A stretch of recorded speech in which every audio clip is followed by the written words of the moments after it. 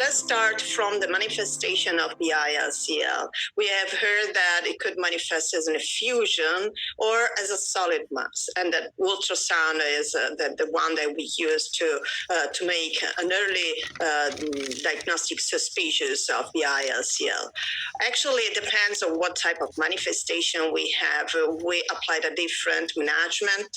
We used to aspirate the effusion to send for cytological examination, or alternatively, if there's a solid mass, we will perform a core needle biopsy followed by histological examination. But the late seroma, the seroma that manifests more than 1 year from implantation, is actually the main manifestation of this disease. And it is usually not associated with signs of acute infections like redness or fever. So we call it like cold seroma. We aspirate the fluid as more as we can. Actually, we indicated that 20 ml is the minimal amount, but there are some that aspirated also less amount, and the fluid should then split in two. A part of this fluid should be sent for microbial cultures, and the other part for cytological examination. The pathology lab will then split again into the material for doing a smear using the slides, and for creating a cell block, meaning that the cells will be fixed in formalin and embedded in a paraffin block. But the cytological examination is actually the gold standard to make the diagnosis. You can also use flow cytometry for characterizing the cells in the fluid, but the morphology of the cell is essential. So there's a grading, as you can see from this arrow, from morphology to also clonality analysis. There are molecular analysis to understand if there's a rearrangement of the T cell receptor that is monoclonal or polyclonal. But everything starts for us from morphology. That's why we published this paper. So starting from morphology, we decide to cut in two situations. The one where we can see clearly that there are atypical cells, and the one where there are non-atypical cells. So you can see this smear. There are large atypical cells that could be from medium to large multinucleated cells. There is we call it dirty background, meaning that there's a fibrinoid and necrotic material. There are apoptotic bodies that should not be confused with polymorphonucleates. And there are also mitotic figures that are atypical, like the one that is indicated here. Also, I just want you to notice that there are some cytoplasmic vacuoles in these cells that for somebody could be misinterpreted as the vacuoles of the macrophages. But this is typical of BIA-ALCL actually as well. Here you can see the cell block. You can still see the morphology, and these cells that are called the hallmark cells because of these kidney-shaped nuclei. You can see that the CD30 that you can clearly perform with other markers on a cell block is positive in more than 90% of the cells, because the rest are actually macrophages. No B cells are present, and the CD3, that is a marker of T cell, is actually present not in all the cases. ALK is completely negative because this is an ALK negative ALCL. You can also perform molecular analysis, as I told you, and you can see this high peak that is indicative of a monoclonal rearrangement of the T cell receptor, the receptor that the T cells have on their surface. But we used not to perform it routinely because what we have seen so far is enough for making a diagnosis of BIA-ALCL in most of the cases. We know that this is a T-cell lymphoma actually from the molecular analysis, although, because if you see these these markers, the T cell lineage markers, the CD5, 2, 7, and CD3 are expressed just on a minority of the cases. These cells are positive constantly for CD30 and in a higher proportion also for CD4, like in this case. They also show expression of cytotoxic granules like Granzyme B and some myeloid-associated markers like the CD15. As you can see here, this is one case that was a CD3 negative but CD4 positive and CD8 negative. Here you have just a few cells that are still expressed as CD3, but this was CD4 negative and CD8 positive, and this case still retained CD3 but was completely negative for both CD4 and CD8. So there's a huge, like a scenario that you can have in front of you when you stain the BIA-ALCL cells. But when you look at seroma like this one, you never think about a BIA-ALCL because there are so many granulocytes admixed with some histiocytes that are highlighted also by CD68 staining. These are macrophages, and some small lymphocytes, CD3 positive. The CD30 is so rare, 0.02% of the total cellularity. So this is like an acute inflammation. Indeed, when we compare the seroma with the capsule, we found clearly an acute inflammation of the capsule. So here we think that there may be a bacterial infection behind the seroma. There are other cases where instead the scene is composed by macrophages. Some are multinucleated. You see again a lot of vacuoles, and within this vacuole, so you can see sometimes the silicon that you can see also in the capsule, or the polyurethane that are these triangles here. Again, the CD30 is very rare. Be careful of the macrophages. This is a seroma where you can see with this RARO, these are just pieces of polyurethane, and these are macrophages that stand for CD30. This is not a real staining, it's just an artifact. And why I can say that for sure, because the morphology of the cell is not atypical. These are macrophages, are not anaplastic cells.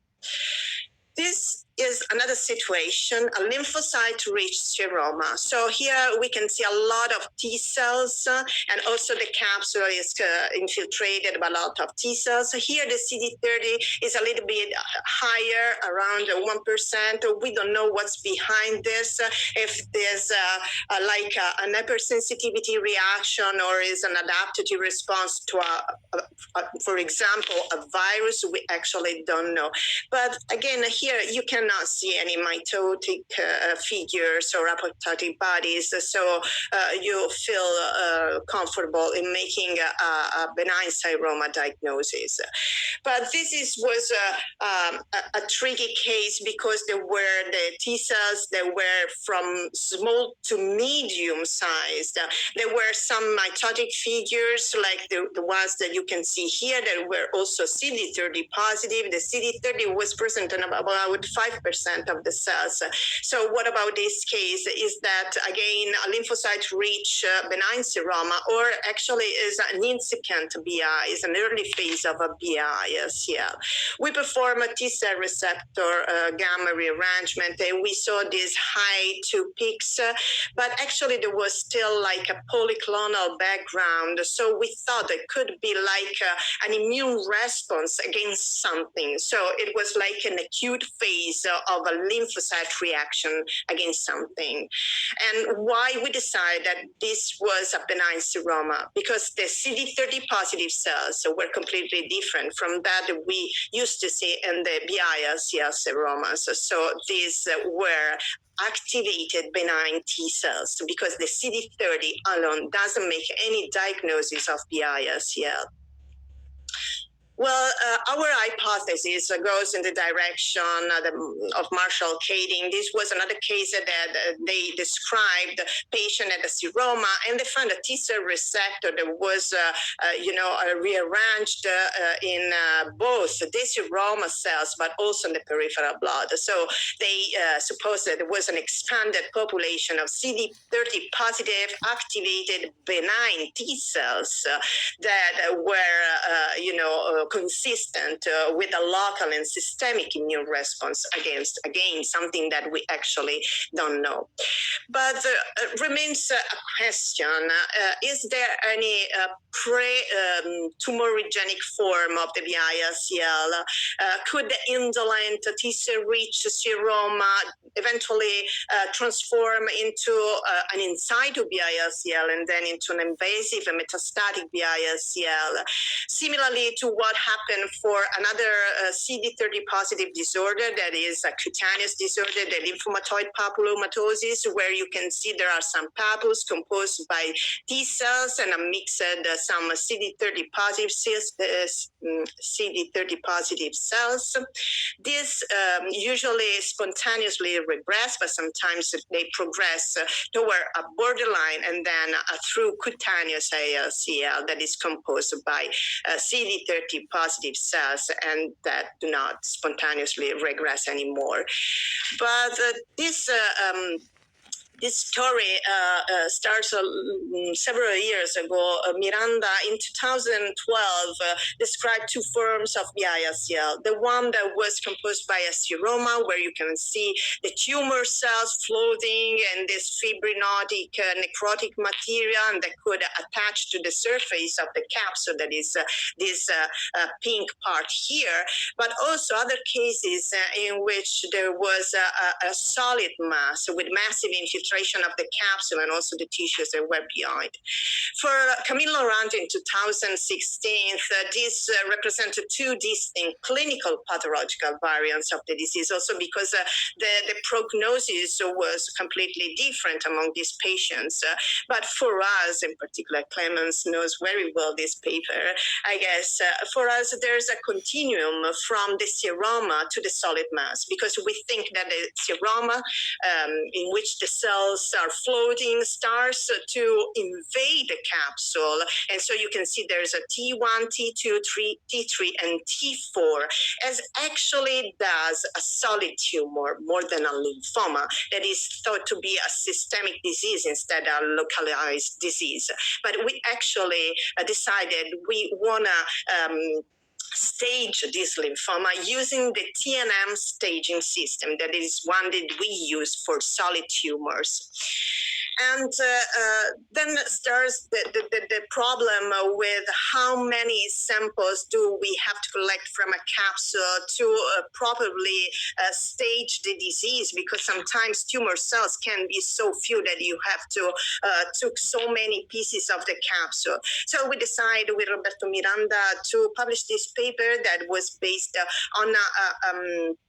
on a calculation, and we found that 12 samples were the ideal to correctly stage a BIA-ALCL. We actually ink with different colors the different parts of the capsule, the superior pole, the inferior pole, the medial, the lateral, the anterior, and the posterior, and then we got two samples for each of these parts, and we found great results. Here you can see a short video that Michael Sorotos recently performed. I just can't silence it. Well, we have this that give us information on the orientation of the capsule. This is the upper lobe, and this is the anterior surface of the capsule. Then we measure, and after we have measured it, we start to aspirate all the fluid, because this is an en-bloc capsulectomy with all the fluid still inside. The Professor Santanelli performed. And after the aspiration, I inked the anterior face of the capsule in yellow and the posterior in green. And then I open the capsule following the lateral to medial and then the superior to inferior pole. And so you have these triangles. And then we removed the implant from the capsule. And as you can see, especially in the posterior area, there was a lot of fibrin material. This material we do not waste it. We collect it because it is very precious. In this fibrous material, there are a lot of tumor cells. Sorry. And after fixation, the day after, we open again the capsule that we have already cut. We look again. If there's a fibrous material, we collect it again. And then we look at the whitish areas because these are suspicious. We sample for sure all the, the areas that I showed you before from the paper. But we also look at this whitish area. You can see here that the whitish area corresponded to a thickening of the capsule. And this is very important. You can see that in this sample, you have the posterior side, anterior side, and in this particular sample, the lateral side. Here you can see a PT1, a stage PT1, because this is the fibrin and these are the tumor cells, CD30 positive. In this case, is that the tumor cells start to infiltrate that fibrous capsule. So this is a PT2. But again, be careful, macrophages, they could simulate BIA-ALCL, but with a staining for CD30 and CD68 and CD30, you can clarify the issue. But there are also other situations in which the capsule have this yellow whitish material that is attached, strongly attached to the surface, especially the posterior one. And indeed, there's a very full thickness infiltration of the capsule that in this case was staged as PT4. But also the problem was that the tumor cells reached the green ink. So we decided to write it down as for solid tumor an R1, meaning that there's a residual disease, a microscopical residual disease. And this can be an indication for radiotherapy. Capsulectomy should be complete, and Mark Clemens will tell you better about this, but we have just to report on our pathology report that if it is complete or not.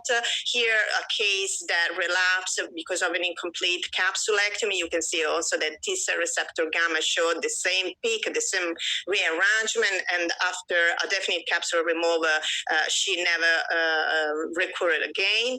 But also there's the problem that you may not need to have a full infiltration of the capsule to have a lymph node metastasis, because you can see this case was a PT2, but it was N1 in the axillary lymph node. You can see clearly the large atypical cells were CD30 positive.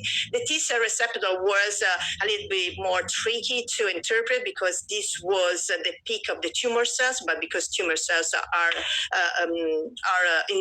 mixed with a lot of non-neoplastic T cells of the lymph nodes, you can easily find the clonal peak.